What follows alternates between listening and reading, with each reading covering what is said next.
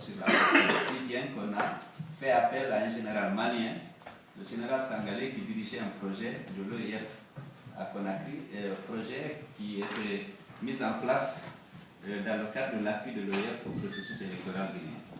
Donc, nos partenaires recommandaient qu'on maintienne la même CENI, le même président de la CENI, et le même opérateur technique qui avait assisté la CENI dans l'enrôlement des électeurs et qui avait donc créé le fichier électoral. Lorsque une délégation constituée par ses partenaires techniques et financiers m'a rendu visite à mon domicile pour me faire cette proposition, j'ai demandé 24 heures le temps de consulter ceux qui m'avaient soutenu au second tour et également la direction de mon parti. Au niveau de la direction de mon parti, on avait trop de griefs contre la CENI qui nous a fait faire des élections. Mais au niveau de la réunion convoquée à cet effet et qui regroupait les autres partis qui m'avaient soutenu au second tour, on a estimé qu'il était plus prudent pour nous d'accepter cette recommandation des partenaires techniques et financiers et d'aller aux élections en mars 2011, avec le même fichier, avec la même cellule, avec le même opérateur, avec le même président de la CENI. Donc, j'ai appelé M. Vanda, Philippe, qui est le représentant, le délégué de l'Union européenne, pour lui faire savoir que nous étions d'accord avec leur proposition. Ils sont allés faire la même proposition à M. Alpha Condé. Il a dit que désormais, il faut que les diplomates comprennent qu'il y a un président démocratiquement élu. Ce n'est pas à eux d'indiquer quand les élections auront lieu. C'est à lui de fixer la date et lorsqu'il se sentira prêt. Et que même le premier ambassadeur qui lui parlera d'élection, il le foutra dans l'avion. Si bien que ce projet donc n'a pas pu avoir lieu. Mais dès avril, nous avons constitué d'abord le collectif des partis politiques pour la finalisation de la transition et nous avons demandé l'ouverture d'un dialogue pour qu'on puisse se mettre d'accord sur un calendrier électoral et sur les conditions et sur les actions à mener pour que ces élections soient libres, transparentes et équitables. Le gouvernement a systématiquement refusé d'ouvrir ce dialogue, si bien que nous étions obligés, à un moment donné, d'organiser des marches pacifiques pour réclamer l'ouverture du dialogue et la définition ensemble des conditions dans lesquelles les élections législatives devraient être organisées. À chaque manifestation, nous avons suivi des répressions sauvages. On a tiré à bout portant sur certains manifestants et on a procédé à des arrestations de plusieurs manifestants pacifiques. À l'heure qu'il est, on a arrêté près de 1400. 725 ont été jugés et condamnés. Et nous avons aujourd'hui 47 morts. Des gens qui ont été tués par les forces de l'ordre, lors des manifestations ou après les manifestations. Parce que les exactions commises par les forces de l'ordre après les manifestations ont fait plus de dégâts que la répression des manifestations elles-mêmes. Puisqu'après chaque manifestation, les forces de l'ordre investissent les quartiers réputés les fiefs de l'opposition et se livrent à toutes sortes d'exactions. On procède à des arrestations, on frappe les femmes, on renverse leurs marmites, on les insulte. Il y a eu même beaucoup de tentatives de viol. Et beaucoup de jeunes ont été arrêtés dans le domicile familial alors qu'ils n'ont jamais peut-être participé à une marche pacifique. Nous avons toujours dénoncé ça. Malheureusement, je dois dire que malgré la communication organisée par les partis d'opposition, on n'a pas reçu suffisamment le soutien de la communauté internationale. Si bien qu'aujourd'hui, on est à 50 morts. Jamais une enquête n'a été ouverte. Jamais un policier n'a été arrêté. Même le premier cas, un jeune qui a été fusillé le 3 avril 2011, qui s'appelle Zakaria Diallo, il a reçu la balle au cou. Lorsqu'il est mort, on a demandé un rapport d'autopsie. C'était un militant de l'UFDG. On On a extrait la balle de son cou, identifié le type d'arme, fait un rapport d'autopsie. Et nous avons assisté les parents qui ont déposé une plainte au niveau du tribunal. M. Alpha Condé a demandé au tribunal de ne pas prendre la plainte. Ce cas est connu puisqu'on a fait constater par un huissier le refus du procureur de prendre la plainte des parents. Cette impunité a été entretenue et le nombre des victimes de ces répressions aveugles, mais malheureusement souvent ciblées contre des militants qui souvent appartiennent à une communauté. Hélas, ceux qui tuent n'appartiennent à aucune communauté. Ils exécutent des instructions. Parce qu'il y a une tendance à croire que c'est une guerre entre Malinké et Peul. Ce n'est pas le cas.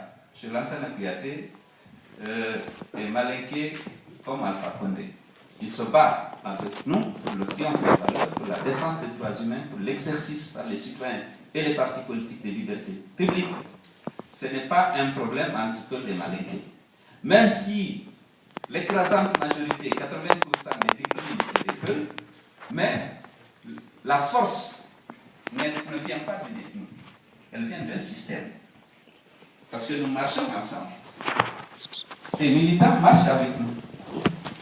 Mais, Cheikh Fakonde tient toujours à tribaliser la contradiction.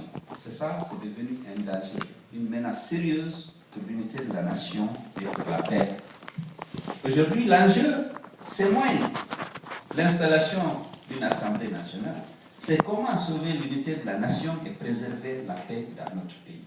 Parce que les frustrations ont atteint un tel niveau et les gens peuvent toujours réagir par rapport à leur appartenance ethnique et non par rapport à un pouvoir qui applique de manière aveugle des politiques d'exclusion qui répriment sans aucun discernement les citoyens de ce pays qui participent à ces marches.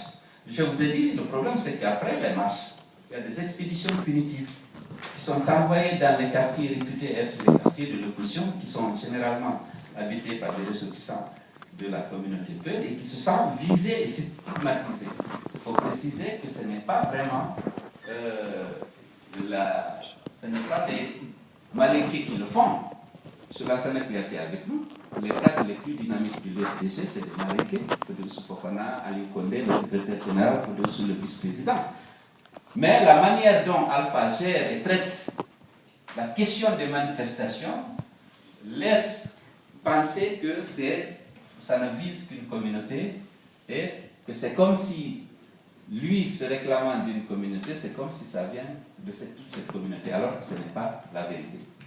Donc, après avoir marché pendant longtemps, nous n'avons pas obtenu l'ouverture du dialogue. Mais au moment où il fermait tout le dialogue, il était en train de prendre des décisions majeures que le dialogue aurait sans doute traitées.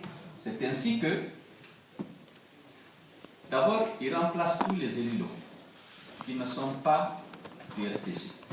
Aujourd'hui, tous les chefs de quartier de Conakry ont été démis de leurs fonctions et des militants du RPG ont été nommés chefs de quartier, alors que ces gens étaient élus.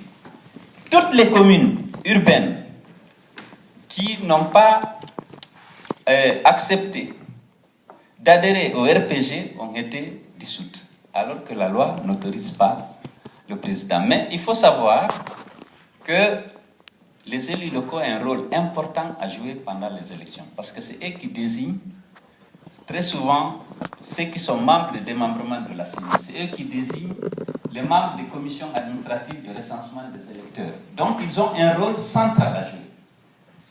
Au moment où nous demandions le dialogue pour qu'on se mette d'accord, lui, il était en train de remplacer tous les élus locaux par des militants de son parti, en violation flagrante des dispositions du Code des collectivités.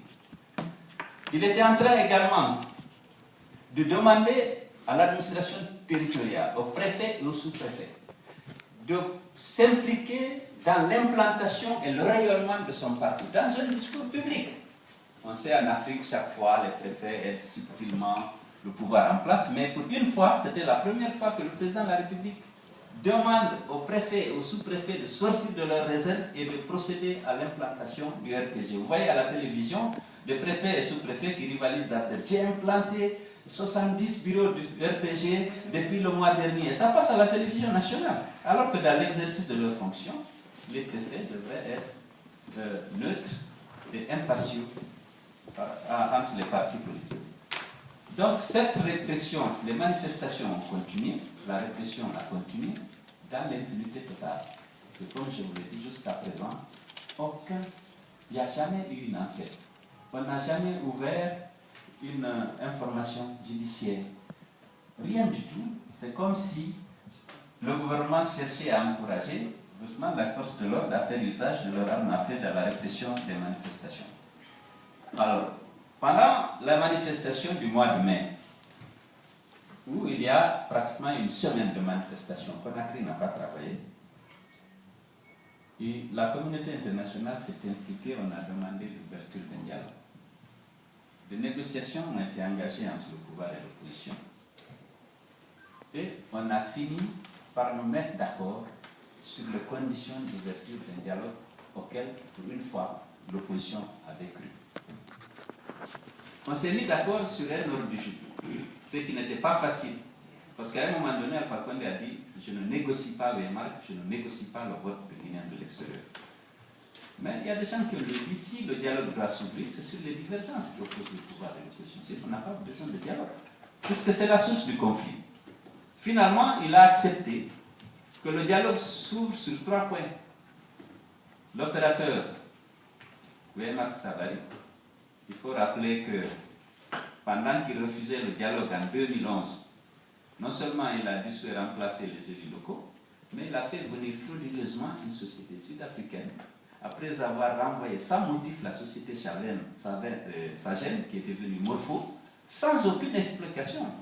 Il a fait venir cette société et a demandé de reprendre donc entièrement le recensement pour qu'il dispose d'un fichier nouveau. C'était la première source de conflit.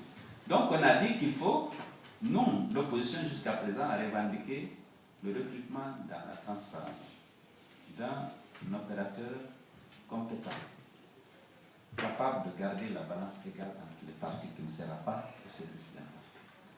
Et que Sagem, Savary, qui ont été recrutés sans appel d'offres ni cahier de charge, puissent être renvoyés afin qu'on recrute un nouvel opérateur dans la transparence.